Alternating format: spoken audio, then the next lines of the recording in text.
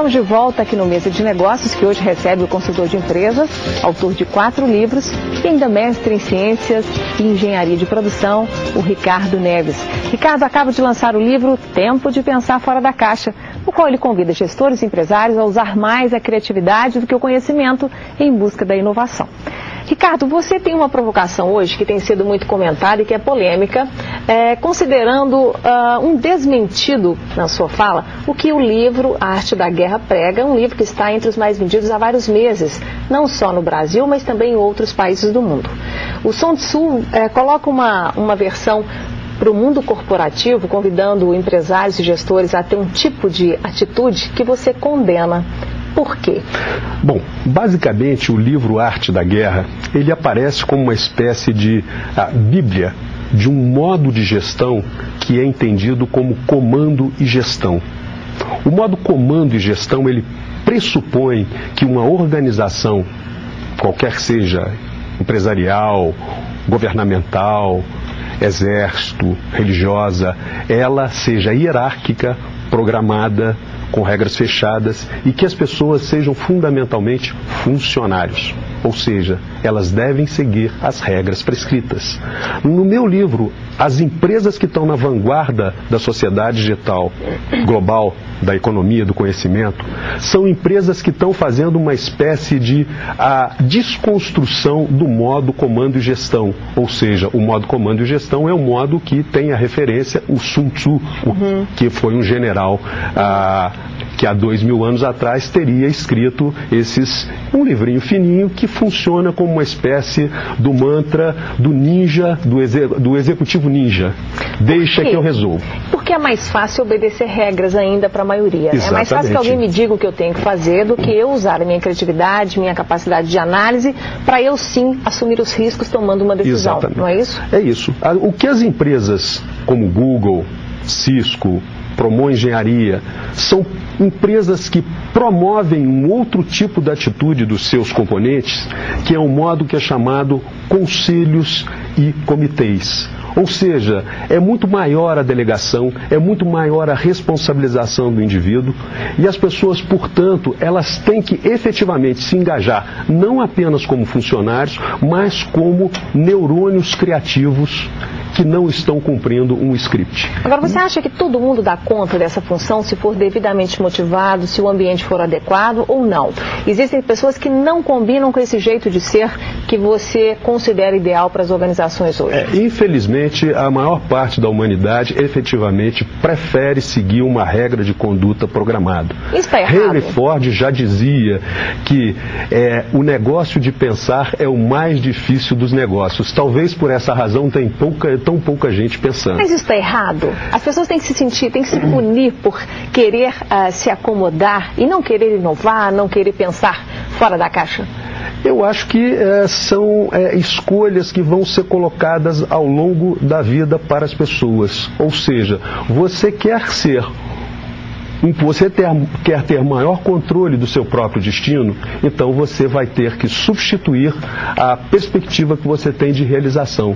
Ou seja, você vai ter que se tornar um agente, um sujeito ativo na construção daquilo que você quer fazer. Do ponto de vista psicológico, a pessoa que se sentir incomodada, então ela tem que realmente se paramentar de conhecimento para tomar novas atitudes e realmente responder essas dúvidas. Aquelas que não ficam angustiadas, que estão bem acomodadas na sua função, então essa conversa não é para elas.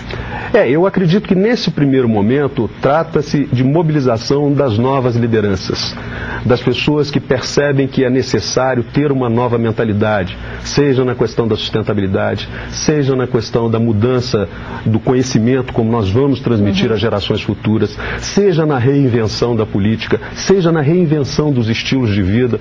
Tudo isso vai abrir espaço para você ser cada vez mais criativo. E isso é bom. Ou seja, nós não vamos estar condenados a seguir um determinado modelo ou uma determinada prescrição.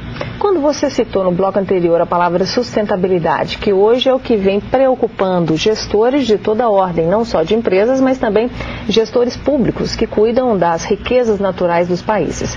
Você hoje tem uma orientação clara para as empresas no sentido da sustentabilidade, do tipo, olha, abram mão do lucro hoje para tentar garantir algo para o futuro? É possível ter uma conversa assim com o empresário que tem o lucro como prioridade no seu negócio? Não é exclusivo lucro ou sustentabilidade. O que existe é, por exemplo, quando você olha para trás até os últimos 2000 anos, toda a energia que moveu, digamos assim, os negócios humanos, e sobretudo nos últimos 200 anos, foi o combustível fóssil. A maior parte do que a gente usa vem ou do carvão ou do petróleo. E a indústria do petróleo começou há apenas 150 anos. Uma das coisas a gente já sabe. O que o combustível fóssil libera de CO2 torna a sustentabilidade do planeta inviável. A indústria automobilística, por exemplo, imaginava, nós temos hoje 1 bilhão de veículos em cima da face da Terra.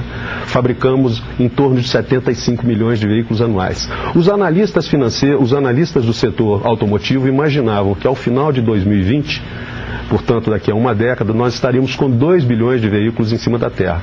Movidos a combustível fóssil, a conta não fecha. Então, o que é que será, por exemplo, o que vai ser nos próximos anos? Seguramente nós vamos ter uma transição onde nós vamos sair da energia onde predomina o combustível fóssil, o carvão e o petróleo, e vamos para uma nova economia onde vai se minimizar a emissão de carbono graças à utilização de energia renovável. A energia solar, a energia eólica, a energia hidráulica. Ok. Vamos tentar usar então toda a sua experiência de consultor agora nos nossos últimos minutos. Você está tentando aí no front convencer esses empresários e gestores a mudar de atitude, a pensar de uma forma diferente para realmente tomar decisões diferentes. Qual que é o primeiro passo? É uma bela palestra? É um discurso, como nós estamos fazendo aqui, tentando fundamentar as suas ideias com base em dados? Por onde se começa? É dando uma oficina? É mostrando que é possível fazer diferente? A inovação, ela nasce fundamentalmente de quando você adota um outro ponto de vista. O professor Pacheco, que vai me suceder, provavelmente ele pode explicar muito bem para as pessoas como é que nasceu a teoria da relatividade. Quando a física do século XIX não conseguia resolver as perguntas que estavam saindo das pesquisas, o Einstein disse simplesmente, para tudo. A imaginação pode mais do que o conhecimento. A teoria da relatividade foi, portanto, inventada. Ela foi constatada a posteriori. Então, a primeira coisa nas empresas em que eu digo, se as pessoas estão no modo operacional ocupados 100% do tempo, este é a primeira forma de você não induzir um espírito de inovação. Tipo assim, a cada 2 ou 3 horas eu tenho que parar para não fazer nada e tentar pensar alguma coisa, é isso? De uma certa forma, você tem que arrumar algum tempo ocioso para poder contemplar, de um outro ângulo, a sua realidade. O que é contemplar de forma útil? Contemplar é você procurar mirar com maior distância. Ou seja, esse é inclusive um dos trabalhos prioritários do consultor. Eu costumo dizer que todo consultor, quando se torna um especialista, ele passa a ter um olhar que é viciado. Tem que treinar o olhar também, para ele ser mais sensível. Então, né? O que eu diria é o seguinte, se você quer fomentar o espírito de inovação dentro de uma organização, a primeira coisa que você tem que fazer é empurrar as pessoas para terem outro ponto de vista. A segunda atividade que você tem que fazer é mostrar para as pessoas que elas não podem ter medo de expressar um ponto de vista diferente. E o terceiro... Ou seja, não punir também, né? Exatamente. E o terceiro, elas têm que comunicar aos outros, elas têm que vencer o medo, porque existe uma autocensura, eu estou vendo as coisas de forma diferente. Mas não falam. Mas não falam. Então essas 3 coisas. Primeiro, adotar um novo ponto de vista que ajude você a ver as coisas de uma outra maneira. Em segundo lugar, tentar superar a sua autocensura de estar vendo a coisa diferente e saber que é de um caminho diferente, que é o porquê não. E o terceiro, comunicar aos seus pares que sim, eu vejo as coisas diversas. Portanto, você começa a ter um caminho de inovação na organização quando você é um gestor, um líder que começa a infundir esse novo tipo de atitude. Combinado. Tá aí a provocação final, então, de Ricardo Neves para você, gestor, empresário, para as lideranças empresariais do nosso mercado em todo o país, para que vocês reflitam sobre isso e tentem, pelo menos tentem, quem sabe esse não pode ser realmente um bom caminho, retreinar o seu olhar, aprender a olhar aquilo que você está cansado de fazer todos os dias, seja um produto que você desenvolve na sua indústria, seja um serviço que você presta, produtos que você vende. Observe o consumidor, observe a forma de usar o seu produto, observe as pessoas na vida, consumindo, vivendo de modos variados. E quem sabe você não traz informações novas para você repensar tudo que você faz. A dica está dada. Agora o contato para você manter aí e até conseguir mais informações sobre esse trabalho do Ricardo Neves, tem o site dele, que é o ricardoneves.com.br, e o e-mail dele lá no Rio, o telefone, aliás, 21 2285 0950, 21 2285 0950. O Ricardo que veio lançar para nós aqui o livro Tempo de Pensar Fora da Caixa, ok? Mais informações você também encontra em nosso site, manda um e-mail pra gente que colocamos você em contato com o Ricardo, se não deu tempo de anotar, combinado? Muito obrigado, Inês. Obrigada, viu, Ricardo? É um prazer voltar à minha terra. É verdade, ele é um mineiro que está meio desgarrado, viu, gente? Mas sempre volta, né? Minas é apaixonante. Fica sumido não, hein? Obrigada por essa entrevista.